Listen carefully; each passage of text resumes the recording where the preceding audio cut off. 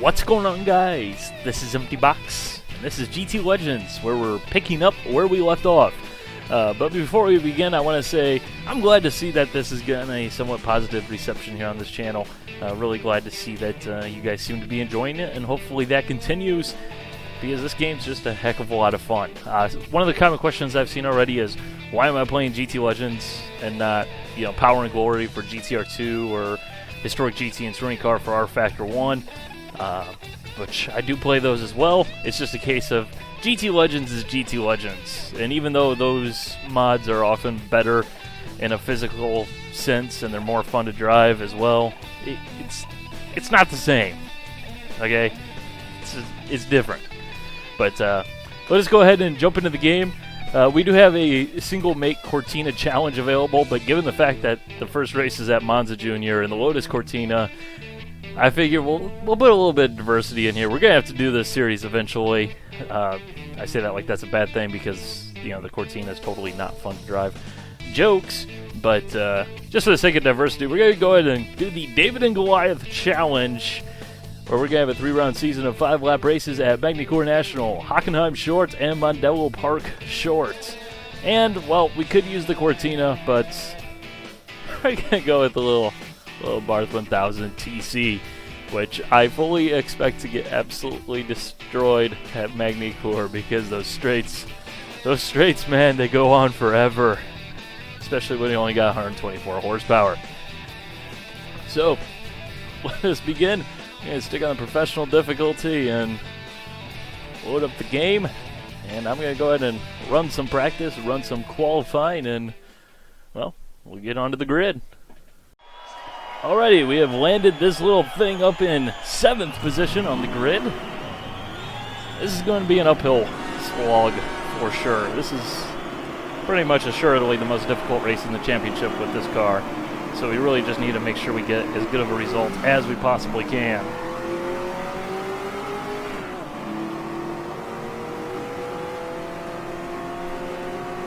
We got the cornering, but we certainly don't have the speed, and there are a lot of relatively long straightaways here. That's to play out.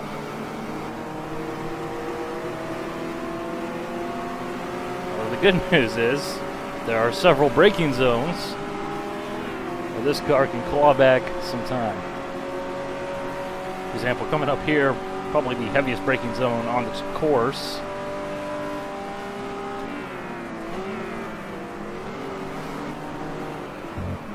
Nothing quite like staying on the throttle and getting on the brakes 50 meters later than your opponents. Yeah, that'll gain you some time every time. Which puts us in a decent enough passing opportunity here.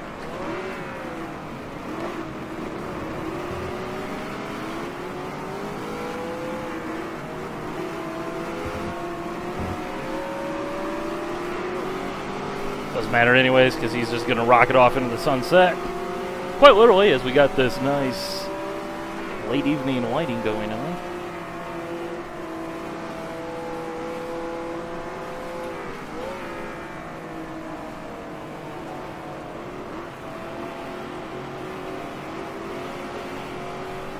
Come on, little Abarth. Come on. You can do it. Come on. I could just get out and push this thing a little bit faster.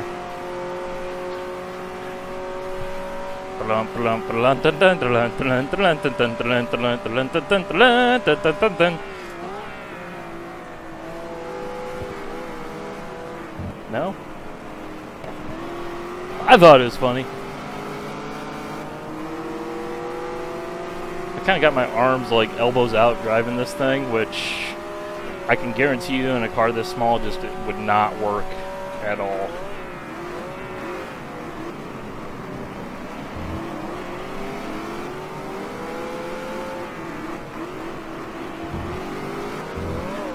Once again, just getting bogged down there. That's what really sucks about driving a slow car. You're just not fast enough to be in a position going to the corner where you can actually use your advantage.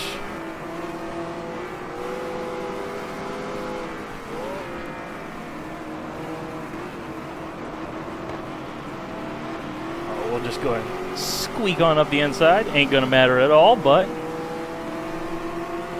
we made our presence known. And if we really wanted to, we could probably just block like a madman.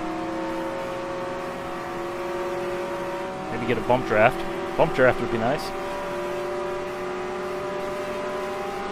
Here we go.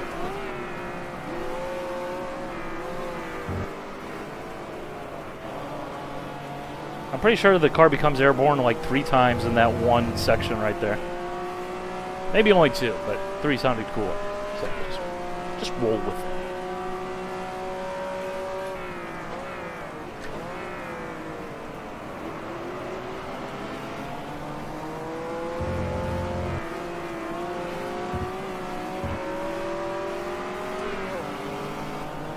Decent exit speed.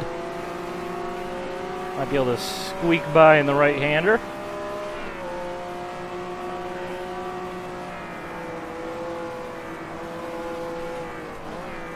Not close enough, and it wasn't going to matter anyways. The good news is we should be far enough ahead of the pack behind us that we're not going to be held up by them coming through this right-left-right combination of corners. Even if they do close up the gap, they'll be on the brakes before we are. So we'll just fly right back by them anyways. So here we go again.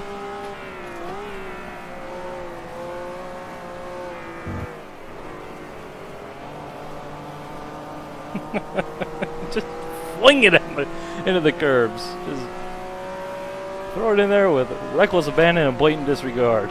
That's the way to roll. That's the way to get it done.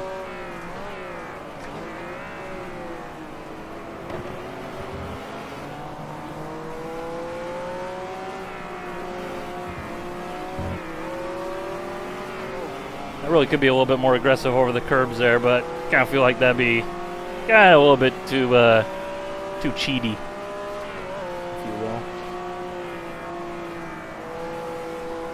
I mean, yeah, you can get away with it, but come on. Let's be somewhat fair here.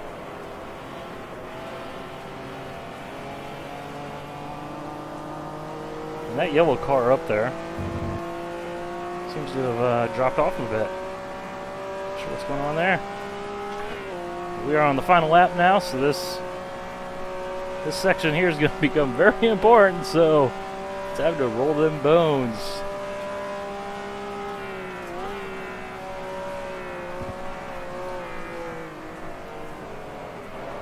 Yeah, I totally screwed that up.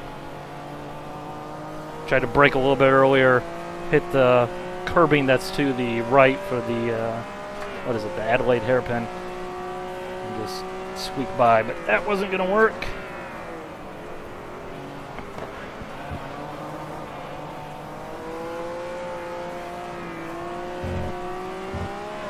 See, technically we just got away with that. I mean, it didn't matter in this case, but we could have done that the whole race and maybe scored a couple of positions, but that ain't a big deal. That ain't a big deal. And we will indeed crack the top 3. Indeed, we will crack the top 3. So, get that out of my way. Yeah, let's... Well, our lap times are about where we finished. So I guess that's all fair and everything like that. But, got a little bit behind here, but we got 2 more rounds. Both of them should fit this little Abarth. So, on to Mondello Park short again. Where we raced with the minis. So, I'm going to go ahead and qualify and do the race. And actually, you know what? I'm just going to skip straight to the race. I'm skipping qualifying, skipping practice. I know this track. We raced here before in the mini. And plus, I think this will definitely be in our favor anyway, so we shouldn't really need to qualify. But we do have to pick our way through this initial smattering. Oh, that's cute. You guys braking there? You guys are braking there? Of all the places, you're going to brake that early?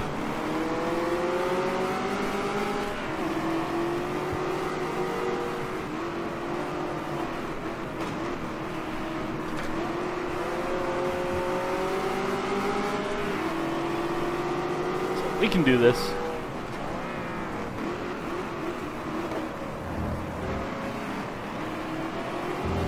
might need to use first gear.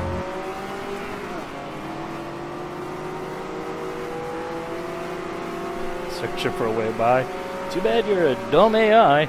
Suck to be you.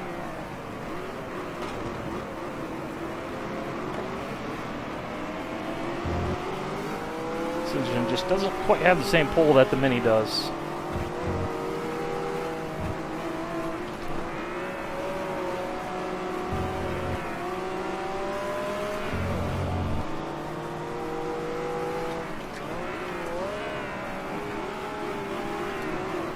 Note to self, don't use first gear.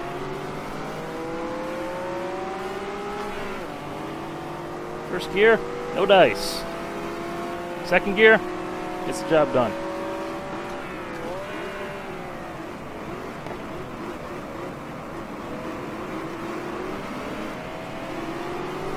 Mental note, learning on the job.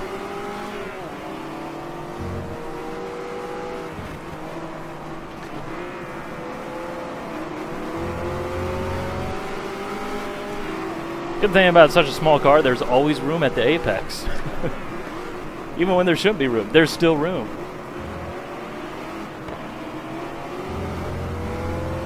All you need is about 2 feet with this car, and hey, the whole thing fits in.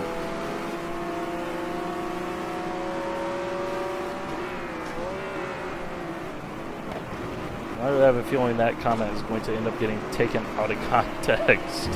I don't know. 2 laps left here.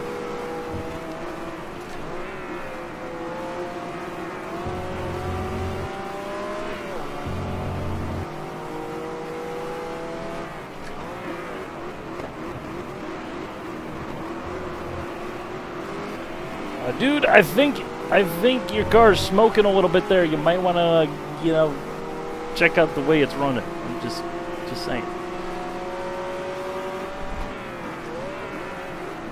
Pretty sure your car isn't supposed to be heaving that much smoke out the exhaust in a racing scenario. Just my uninformed opinion, but pretty sure that generally isn't what you want to see. Alright, so we got one last corner, final corner dive bomb. Here we go. And box out. Now we block all the way back to the finish line. And we got it. We got it. How about them brakes? Get you some of that right there, man. Just stops on a dime. Stops on a dime. Could have done that earlier. I was just holding back a little bit just for the sake of drama. Right, guys? Right. Man. I'm actually surprised that the Mini is faster there. Now, of course, I've driven the Mini more than I've driven this Abarth around there, but still 2 seconds faster, or a second-ish, second and change in the Mini. Yeah. The more you know, right? The more you know. So, on to Hockenheim short, where hopefully we will have a chance to win the championship, because a victory should give us the championship. We were 2 points behind, so I'm going to go ahead and actually, you know what? Once again, I'm feeling frisky. We're just going to go straight in. We're going straight in. Alrighty. This is take number 2, the first time that the AI pit maneuvered me, and it was not too great. So, yeah, let's go ahead and get the show on the road. I just love how in this car, first gear, the thing just takes off like a rocket. And then you hit second gear and everybody else takes off like a rocket from you. And warm up the dive bomb sirens, because here we go. What are you doing? What are you doing? What was that? I'm going to swerve all over the place. I'm going to run into you. I'm going to swerve all over the place a little bit more. Hey! Oh, don't get in front of me. Just don't. Don't. For your own sanity, for your own health.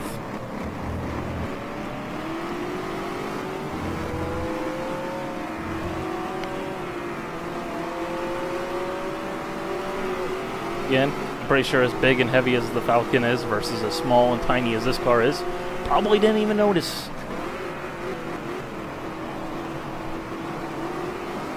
Now, one thing I will say with this car, I have a serious problem with it because I keep wanting to think it's a Mini, and it quite clearly is not a Mini. It's like the anti-Mini. I'm just going to take a little bit of track limits extension there. Keep like, oh hey, I'm sliding sideways too much. I'll just mash the throttle. That will save me. Yeah, to varying degrees of success. Let's just put it that way. Oh hey, the engine has a little bit of torque. No, it doesn't have torque. It has no torque at all. Gotta keep this thing revved up. I'm coming for you. I'm coming to take your diamond cup. Better hide it, or else I'm gonna get it.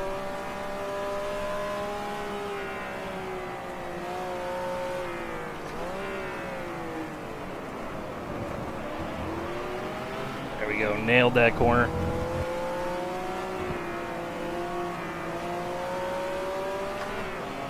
And can I just say, who put that gravel trap there to the left of turn in for that corner right there?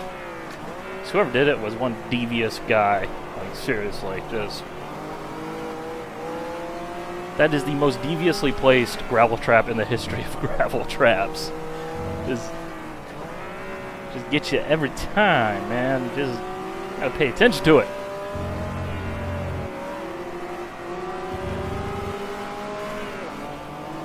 And once again, every single corner in this car is in between gears. I think it's kind of this car's thing.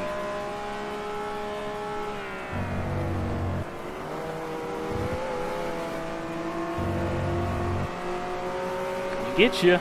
Gonna get you. Oh, you're braking too early there, son.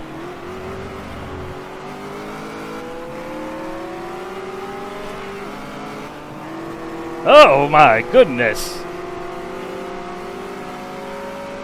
Fear my 1000 cc's of fury. That is assuming that the 1000 stands for 1000 cc's.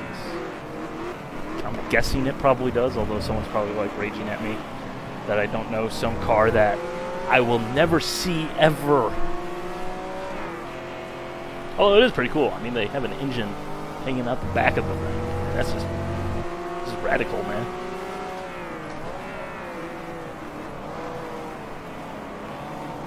Yeah, to kind of take inspiration from another car, just imagine if they did that with like the Shelby Cobra. You know? It's just like, oh, well, you know what? This engine is just too big for this car. Let's just give up here and, well, let's just take the front end off. If it fits, then problem solved. Let's race it. I mean, they wouldn't really be making the aerodynamics any worse in that case, would they? Heyo. Yeah, this corner is mine. I don't care if you got the inside wide. You just ain't gonna outbrake me. You just ain't gonna do it.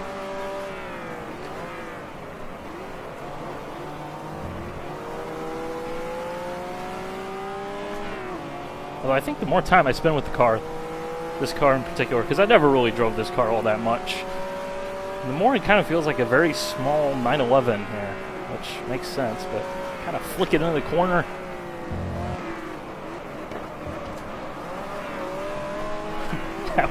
That was not intentional right there, I should point out. There's that devious gravel trap that just exists to screw you over.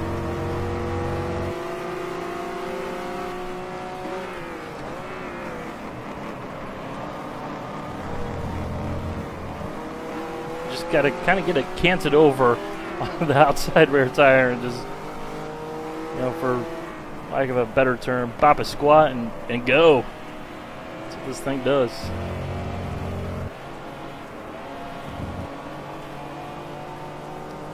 Although again, could use a little bit more engine. By a little bit, I mean, let's just put a V8 in the back.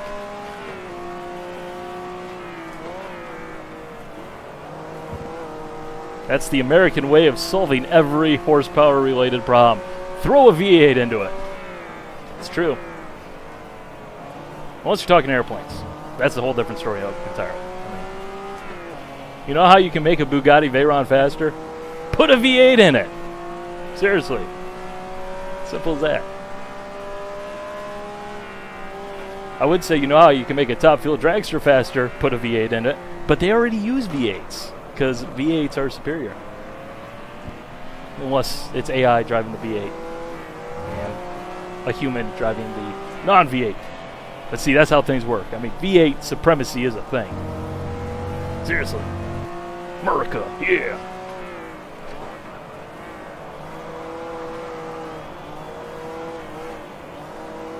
There we go, we kind of got it there. A little bit late to figure it out, but that Diamond Cup is going to be ours. So we just liberally apply the track limits there. But hey, if they don't give you a warning, it don't matter.